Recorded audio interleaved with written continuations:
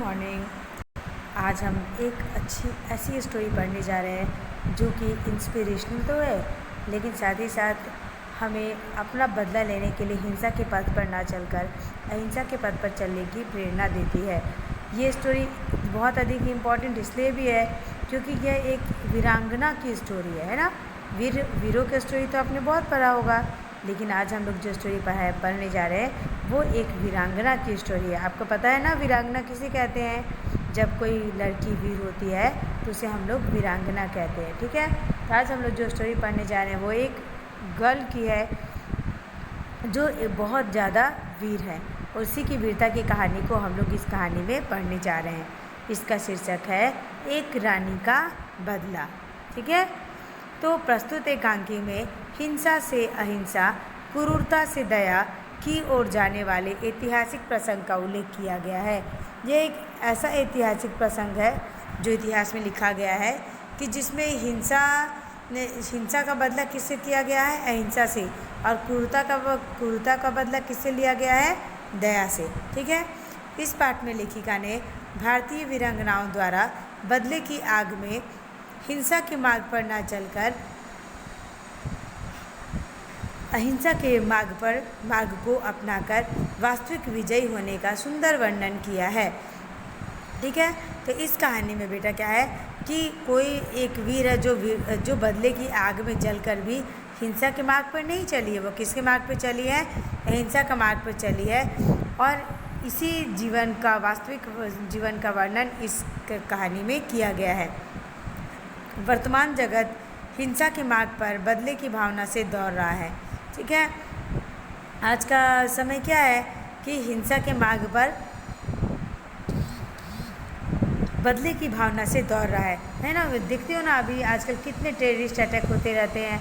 आए दिन पाकिस्तान भारत की कितनी लड़ाइयाँ होती रहती है ना, क्योंकि वो लोग अहिंसा के पथ पर नहीं चलकर हिंसा के पथ को अपना रहे हैं। इसलिए लेखक का कहना है कि आज के युग में हिंसा के पथ को अपनाना बहुत ज़्यादा ज़रूरी है। इसी उद्देश्य से आपके पाठ्यक्रम में इस पाठ को शामिल किया गया है, ताकि आप ऐसा समझो कि हिंसा को अगर हम लोग हिंसा से ख़त्म करना चाहें तो पॉसिबल नहीं है, लेकिन हिंसा को अहिंसा का मार्ग अपनाकर भी ख़त्म किया जा सकता है।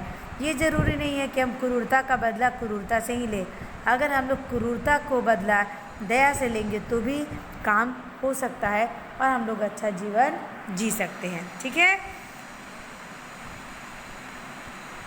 तो अब हम लोग कहानी स्टार्ट करते हैं। ठीक है, पहले हम लोग पात्र का परिचय दे देते हैं। पात्र का परिचय मतलब इस कहानी में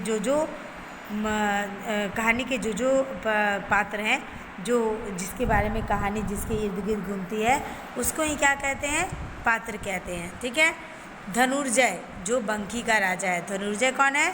बंकी का राजा है। और सुखदेई कौन है? वो बंकी का राजा है। ठीक है, और सुखदेई कौन है? बंकी की रानी है। सुखदेई कौन है? बंकी की रानी है। और खुर्दा का राजा। यानी बेटा 3 पात्र है इसमें। ठीक है, सबसे इम्पोर्टेंट बंकी का राजा जो धनुर्जय है, सुखदेई जो कि बंकी की रानी है, और खुर्दा का राजा तीसरा। ओके, तो अभी हम लोग स्टार्ट करते हैं। ठीक है,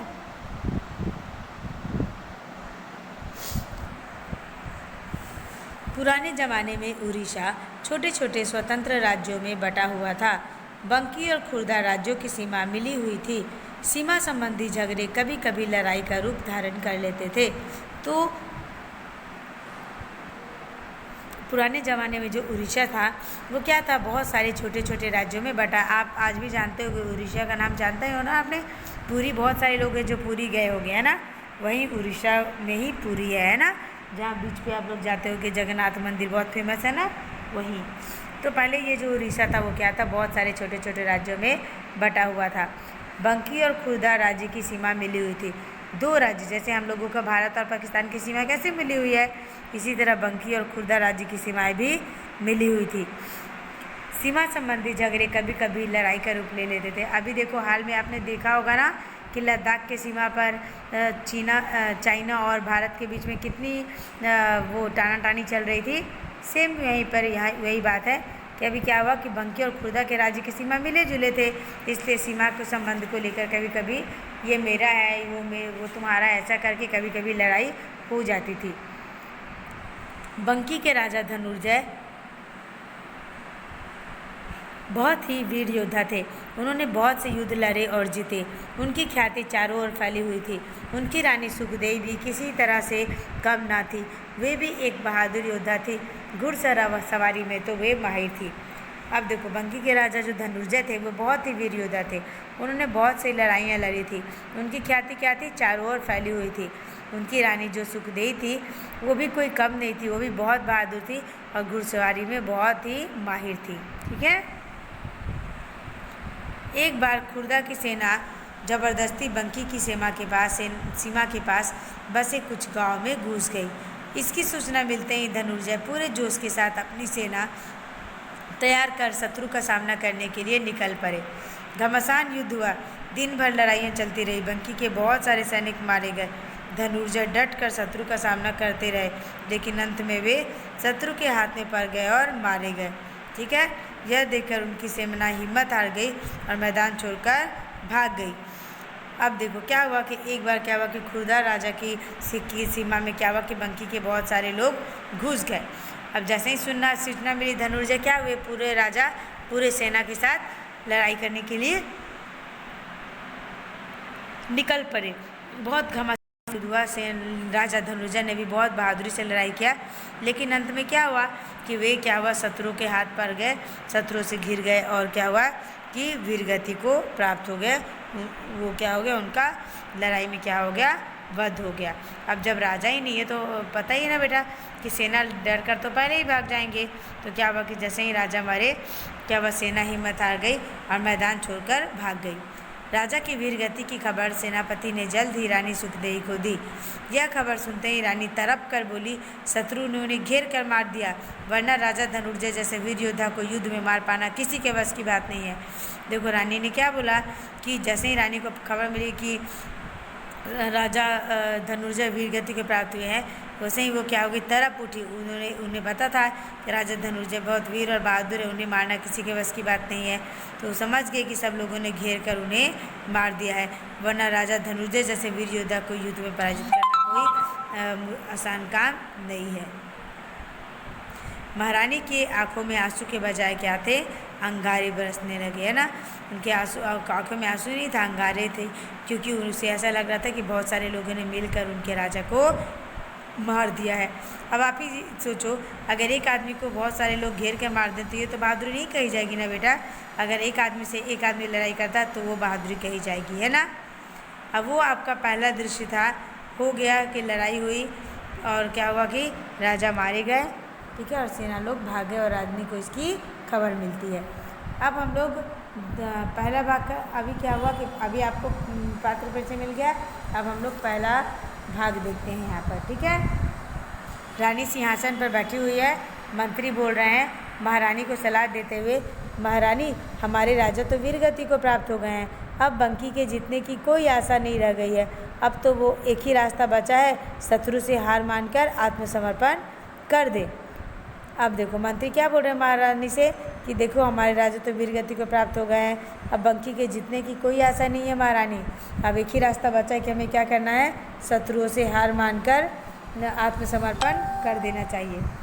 महारानी आग बबूला होकर, मैं एक सच्ची छत्ररानी हूँ, शत्रु के सामने नहीं झुक सकती, ऐसा सोचना भी हमारे लिए शर्मनाक है।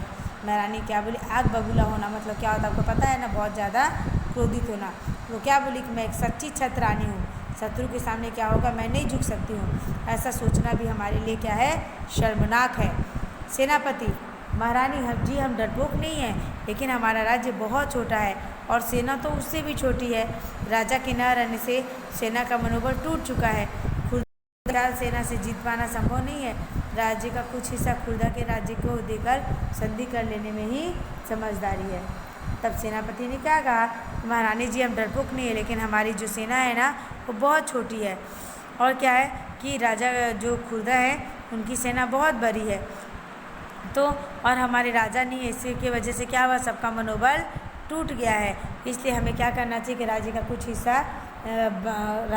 हिस्सा खुर्दा के राजा को देकर क्या करना चाहिए, समझौता कर लेना चाहिए, ऐसा कहा सेनापति ने, है ना। अब देखो, रानी गुस्से में उठ खड़ी हुई और चहलकदमी करती है। बोलते हैं चहलकदमी करना मतलब इधर से उधर जाना, उधर से इधर जाना, ठीक है। महारानी पूरे जोश के साथ, सेनापति जी, हम अपनी ज़मीन का एक टुकड़ा भी उन्हें नहीं देंगे। अगर आपको लड़ाई से डर लगता है तो आप अपने घर जाकर छिप जाइए। उत्तेजित स्वर में, अगर कोई भी मेरे साथ युद्ध में चलने को तैयार नहीं है तभी भी मैं अपने अधिकार के लिए युद्ध करूंगी। मैं एक औरत हूँ लेकिन कमज़ोर नहीं, मैं अकेले ही यह लड़ाई करूंगी। अब देखो महारानी ने क्या किया, बोले जोश के साथ बोले, सेनापति जी, हम तो अपने राज्य का एक टुकड़ा भी नहीं देंगे। अगर आपको लड़ाई से डर लगता तो जाकर छिप जाइए, लेकिन अगर कोई भी मेरे साथ युद्ध में नहीं चाहेगा, मैं अकेले ही क्यों ना हूँ, लेकिन फिर भी मैं अपने अधिकार के लिए युद्ध करूँगी। मैं एक औरत हूँ लेकिन कमज़ोर नहीं, मैं अकेले ही यह लड़ाई लड़ूंगी। सेनापति सिर झुकाकर हाथ जोड़कर, क्षमा करें महारानी जी, हम सब आपके साथ हैं। महारानी, केवल वही मेरे साथ चलें जिन्हें मृत्यु से डर न लगता हो। केवल वे लोग शस्त्र उठाएं जिन्हें अपने देश की स्वतंत्रता अपने प्राणों से अधिक प्यारी हो। केवल वो योद्धा चलें जिन्हें अपने देश के लिए मर मिटने के लिए सोचना ना पड़े। देखो कितना अच्छा उन्होंने सबको संबोधित किया है ना, कि मेरे साथ वही लोग चलें जिसको मृत्यु से डर नहीं लगता हो, और वही लोग शस्त्र उठाएं जिन्हें अपने देश की स्वतंत्रता के लिए प्राणों को न्यौछावर करने में भी हिचक ना हो, है ना, और जो अपने देश के लिए मर मिटने में सोचे ना, ठीक है। मंत्री और सेनापति भी जोश में भर गए। सेनापति, प्रत्येक सिपाही अपने देश के लिए आखिरी सांस तक लड़ेगा। महारानी, परसों सूर्य की पहली किरण फूटने से पहले हम खुर्दा पे चढ़ाई कर देनी चाहिए। शत्रु को सचेत होने का मौका नहीं देना चाहिए। सेनापति जी, जल्दी से कुछ की तैयारी कीजिए। अब देखो सेनापति जी, जो आ गया महारानी जी। अब देखो सेनापति ने कहा कि प्रत्येक सिपाही क्या करेगा, अपने देश के लिए आखिरी सांस तक लड़ेगा। महारानी जी, परसों सूर्य की पहली किरण फूटने से पहले हम लोग क्या करेंगे, तो मतलब सूर्योदय से पहले हम लोग क्या करेंगे कि खुर्दा पर चढ़ाई कर देंगे। तो अगर उन लोगों का क्या इच्छा था कि अगर वो शत्रु को ज़्यादा मौका देंगे सोचने का तो लोग ज़्यादा तैयार हो जाएंगे, लेकिन अचानक से आक्रमण करेंगे तो लोग तैयार नहीं रहेंगे। तो सेनापति जी, जो आ गया महारानी जी, ठीक है। अब देखो, कुछ करने से पहले रानी ने सेना का निरीक्षण किया। कुछ करना मतलब अगर हम लोग कुछ करने का अर्थ होता है कि मान लो आप कहीं किसी लड़ाई में जा रहे हो तो उसको कुछ करना कहते हैं, ठीक है। आपने बहुत बार कोई ऐतिहासिक मूवी देखा होगा तो उसमें आपने देखा होगा कि सेनाएं कुछ करो मतलब चलो प्रस्थान करो, ठीक है। तो महारानी ललकारते हुए, बंकी के वीर सिपाहियों, आपके वीर राजा ने मातृभूमि की रक्षा के लिए अपने प्राणों की आहुति दे दी। ऐसे में हमारा कर्तव्य है कि देश की प्रतिष्ठा के लिए हम अपने प्राणों के दांव पे लगा दें। सबको संबोधित करते हुए बोलती है लड़ाई के लिए निकलने से पहले कि आपके राजा ने क्या किया है, अपनी मातृभूमि की रक्षा के लिए अपने प्राणों को न्यौछावर कर दिया है। अब हमारा कर्तव्य है कि देश की प्रतिष्ठा के लिए हम अपने प्राण को क्या करें, दांव पर लगा दें, है ना। अब देखो दूसरा भाग, ये पहला भाग हो गया जहाँ रानी अपने सेनापति, मंत्री और सिपाहियों को लड़ाई के लिए संबोधित कर रही है। दूसरा भाग में देखो क्या है। खुर्दा का राजा अपनी जीत का समारोह मना रहा है और तभी राजा को सूचना मिलती है, सेनापति, महाराज बंकी की रानी ने आक्रमण कर दिया है। राजा यह सुनकर हक्का बक्का रह जाता है। असंभव, बंकी के राजा की मृत्यु के बाद तो रानी का मनोबल एकदम शून्य हो गया होगा। अरे वह तो दुख और शोक के आंसू बहा रही होगी, फिर वह हमसे टक्कर लेने की इतनी हिम्मत कैसे कर सकती है। सेनापति सिर झुकाकर, महाराज लेकिन यह सच है कि रानी सुखदेई ने आक्रमण कर दिया है। अब देखो उधर खुर्दा के राजा क्या थे, अपनी जीत का उत्साह मना रहे थे, उल्लास कर रहे थे खुद, है ना। तब तक उन्हें सेनापति ने खबर दिया कि बंकी की रानी ने आक्रमण कर दिया है। राजा को इस बात की उम्मीद नहीं थी। राजा को तो लग रहा था कि पति के मरने के बाद रानी क्या हो रही होगी, आंसू बहा रही होगी, रो रही होगी, है ना। फिर वो राजा के मर जाने से तो रानी का मनोबल टूट गया होगा। खुर्दा के राजा को ऐसा लग रहा था, लेकिन वो तो उन्हें लगा कि तो रानी दुख और सुख क्या रही थी। लेकिन सेनापति ने कहा, लेकिन महाराज ये सच है कि रानी सुखदेई ने आक्रमण कर दिया है। अब देखो नेक्स्ट। राजा गुस्से से, तो जाओ युद्ध की तैयारी करो, रानी को हराना हमारे बाएं हाथ का खेल है। सेनापति जो आ गया महाराज। अब राजा को लग रहा था कि कोई लड़की मेरे सामने टिकेगी, उसको तो मैं 5 मिनट में हरा दूंगा। तो उसने कहा कि चलो युद्ध की तैयारी करो, रानी को हराना तो बाएं हाथ का खेल है। सेनापति ने भी कहा जो आ गया महाराज। फिर महारानी बोलती है पूरे जोश के साथ, वीरो मुझे आपके साहस पर पूरा भरोसा है, चलो वीरो आगे बढ़ो और शत्रु के छक्के छुड़ा दो। रानी जी की जय के नारे गूंजे। सिपाही उत्साह से भरकर रणभेरी बजाते हुए युद्ध के लिए आगे बढ़ गए। घमासान युद्ध शुरू हो गया। रानी सुखदेवी और उसकी सेना के हौसले बुलंद थे। रानी बहुत साहस और चतुराई से लड़ रही थी। उन्हें देखकर सिपाही भी जोश से लड़ रहे थे। रानी की तलवार हवा में बिजली की तरह चमक रही थी। शत्रु के सिपाही उनके सामने टिक नहीं पा रहे थे। इतने में खुर्दा के सेनापति लड़ाई में मारे गए। सेना में खलबली मच गई। सेनापति के बिना सेना मैदान छोड़कर भाग गई। बंकी की सेना रानी की जय जयकार करती हुई खुर्दा के राजा के खेमे में घुस गई और खुर्दा के राजा को बंदी बना लिया गया। अब देखो अब क्या हुआ, जिस रानी को वो तुच्छ समझ रहे थे कि वो उनको हराना बाएं हाथ का खेल है, लेकिन रानी ने इतने जोश और उत्साह से लड़ाई किया कि सब लोग देखते रह गए, सब दंग रह गए। रानी के जो तलवार था वो हवा में बिजली की तरह चमक रही थी। कोई भी शत्रु सिपाही उनके सामने नहीं टिक पा रहा था। तब तक क्या हुआ कि खुर्दा का सेनापति लड़ाई में मारा गया। अब तो सेना में खलबली मच गई। फिर सेनापति के बिना क्या हुआ कि सेना मैदान छोड़कर भाग गई। बंकी की सेना रानी की जय जयकार करते हुए खुर्दा राजा के खेमे में घुस गई और खुर्दा के राजा को क्या किया, बंदी बना लिया। इसलिए बेटा हम लोगों को कभी भी किसी को कमज़ोर नहीं समझना चाहिए। आपको पता है हौसला एक ऐसी चीज़ होती है जो कमज़ोर को भी बहादुर बन सकती है, बना देती है। और अगर अपने आप पे आपको ओवर कॉन्फिडेंस रखोगे ना, तो ये वो चीज़ है जो मजबूत आदमी को भी क्या करती है, हरा देती है। इधर रानी के पास क्या था, कॉन्फिडेंस था, है ना, हौसला था। और उधर खुर्दा के राजा के पास क्या था, ओवर कॉन्फिडेंस था, जिसके वजह से वो रानी को आँक नहीं पाए और बंदी बना लिए गए। ठीक है, नेक्स्ट। खुर्दा के राजा को बंदी बनाकर रानी सुखदेवी के सामने लाया गया। चारों ओर से बंकी के सिपाहियों से घिरा बंधन में बंधा हुआ खुर्दा का राजा बंकी की रानी के सामने सिर झुकाकर खड़ा था। उसे बहुत लज्जा आ रही थी। राजा मन ही मन सोच रहा था, एक स्त्री के सामने बंदी बनकर खड़ा है, इस हालत में पहुंचने से तो रणभूमि में मारा जाता तो ही अच्छा था। अब रानी अपना बदला अवश्य लेगी। अब देखो क्या हुआ, खुर्दा के राजा जब बंदी बनकर रानी सुखदेवी के सामने लाए गए तो उन्हें ऐसा लग रहा था, बहुत शर्म लज्जा आ रही थी कि वो एक रानी के सामने सिर झुका के खड़े हैं। इससे तो अच्छा होता कि वो युद्ध में मारे जाते। कम से कम एक लड़की के सामने, औरत के सामने ऐसे बंदी बनाकर तो नहीं खड़े रहते।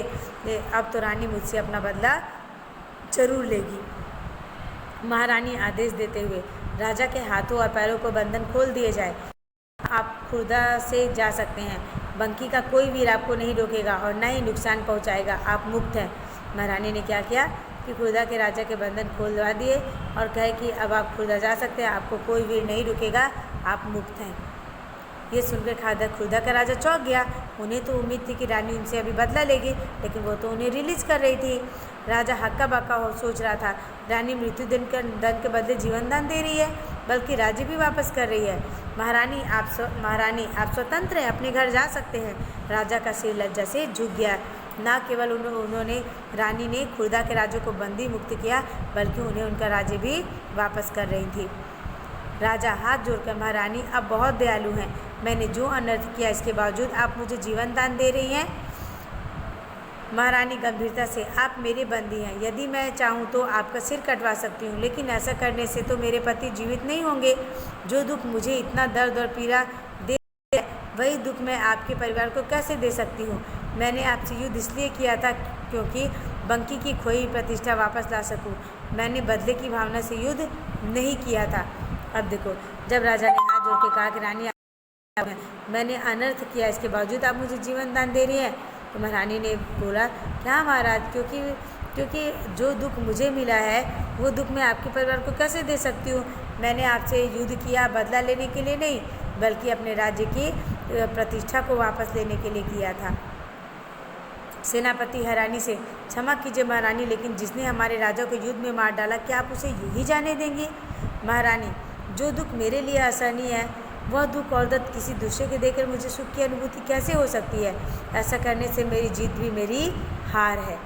अब देखो, सेनापति को लग रहा था कि जब हम लोगों ने इतनी मेहनत से लड़ाई लड़ी है और जिन्होंने हमारे राजा को मार दिया है, तो फिर हम लोग क्यों उसको ऐसे जाने दें। लेकिन महारानी ने कहा कि जो दुख मेरे लिए असहनीय है वह दुख और दर्द किसी और को देकर मैं सुखी कैसे हो सकती हूँ। ये तो मेरी जीत में भी क्या होगी, हार होगी। यह सुनकर राजा की आंखें भर आई। राजा, महाराज जी आप महान हैं।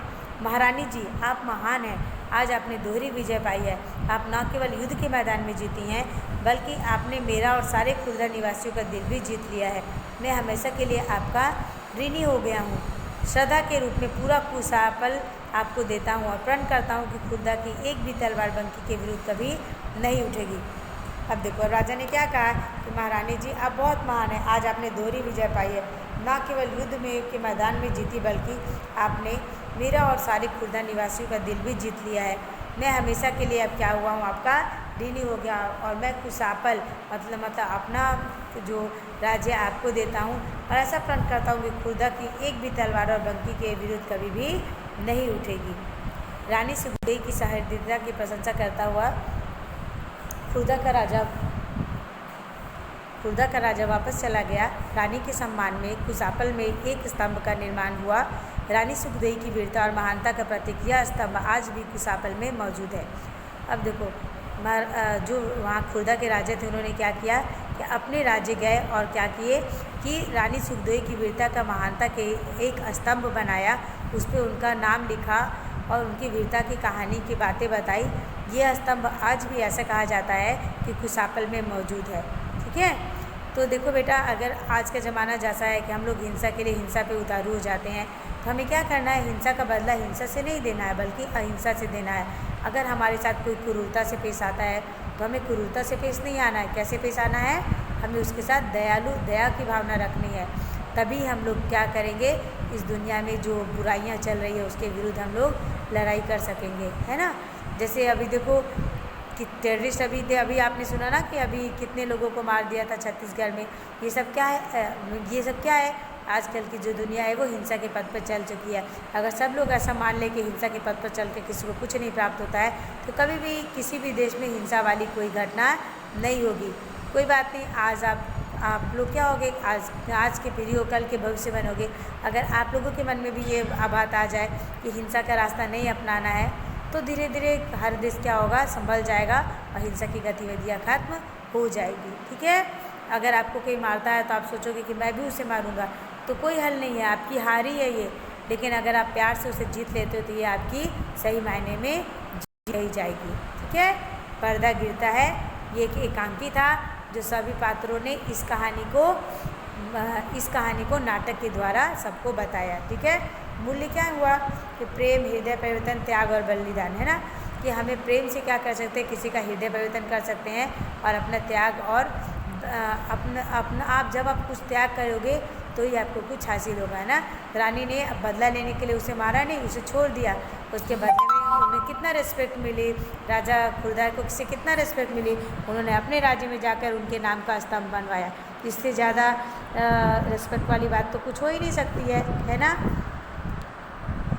ठीक है, अब हम लोग शब्दार्थ पे चलते हैं। ठीक है, योद्धा का अर्थ होता है कि रणकुशल या युद्ध करने वाला। ठीक है, निरीक्षण या देखरेख करना। निरीक्षण करना मतलब देखरेख करना। लज्जा मतलब शर्म। प्रतिष्ठा मतलब मान मर्यादा या फिर इज्जत। प्रतिष्ठा देना मतलब मान मर्यादा देना या इज्जत देना। आत्मसमर्पण मतलब अपने आप को सौंप देना। निर्माण मतलब बनाना। संतुष्ट मतलब संतोष किया गया। आहुति मतलब बलिदान।